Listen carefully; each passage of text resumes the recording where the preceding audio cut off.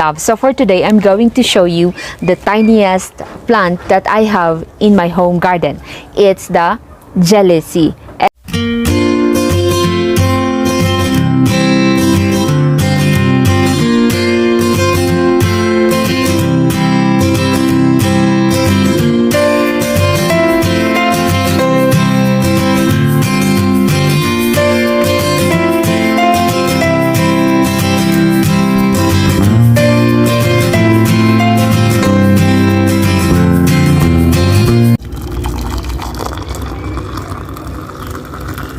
Malamig ang simoy ng hangin. Oy guys, nandyan pala kayo.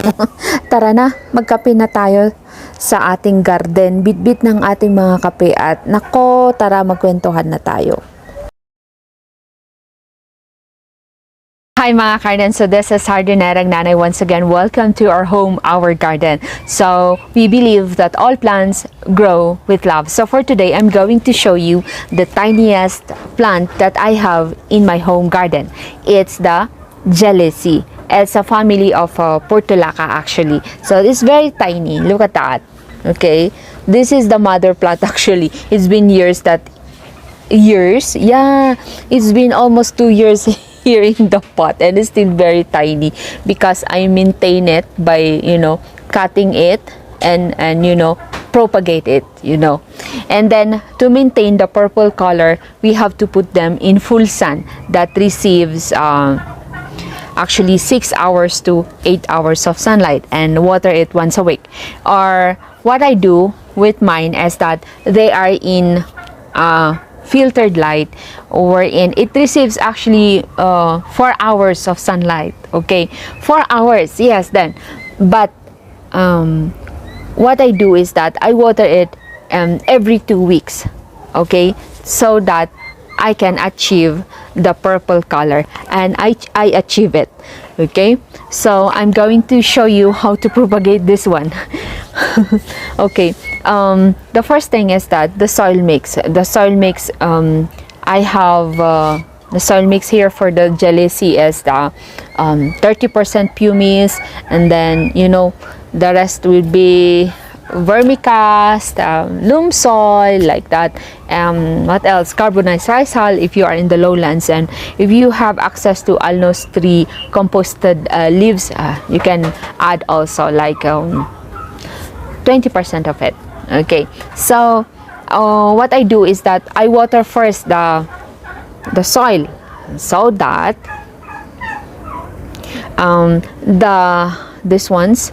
the cuttings will not float. Okay, so water first the soil, and then you plant this ones. Okay, and then don't water it after you plant it because it will float.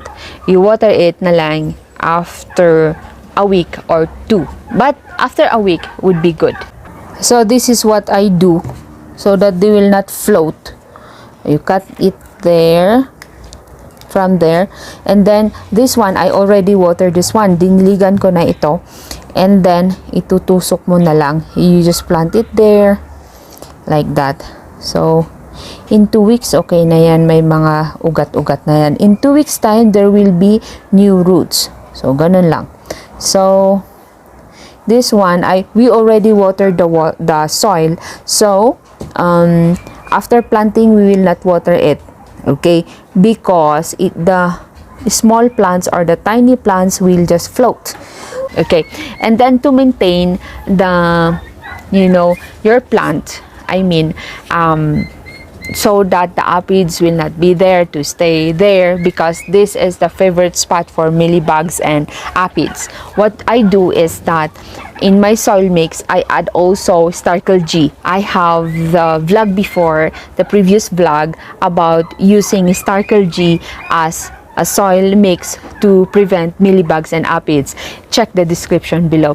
And also I use neem oil solution as a soil drench. It's very effective.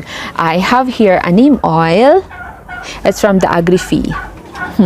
Okay, the neem oil, yeah. There we go. So the neem oil, the directions for use, mix 10 ml of neem oil to 1000 ml of water. So that would be 10 ml of neem oil to 1 liter of water. Spray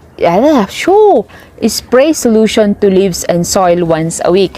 Once a week, especially if it is, infested with mealybugs and aphids. But for maintenance purposes, you can do it like every 14 days. Okay, I use it as a spray. If you don't want to use it as a spray, you can use it as a soil drench. So the use of neem oil is actually a very organic way to maintain your garden, because it is a growth booster, it is already a fungicide, it is also an insecticide, and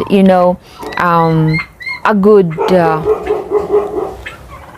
it's good for you, rather than using this very strong and hazardous pesticides and insecticides.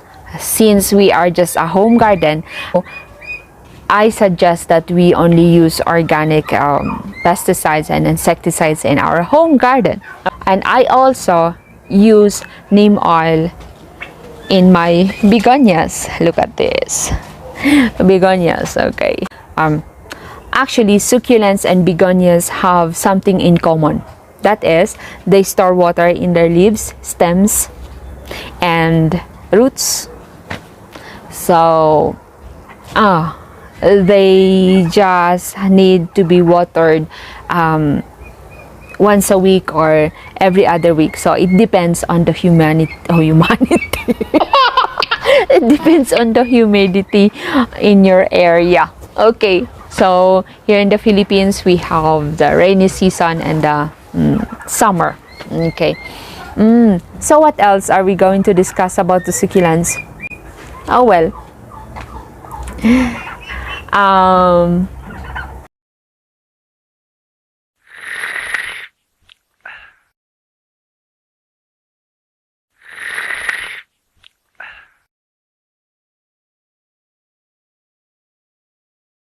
So that's it. Thank you for watching Asian TV Baguio. Tinog Kabasan 1. Pan-like kayo, pan-comment kayo, pan-subscribe kayo. Tinog Kabasan 1. God bless us all.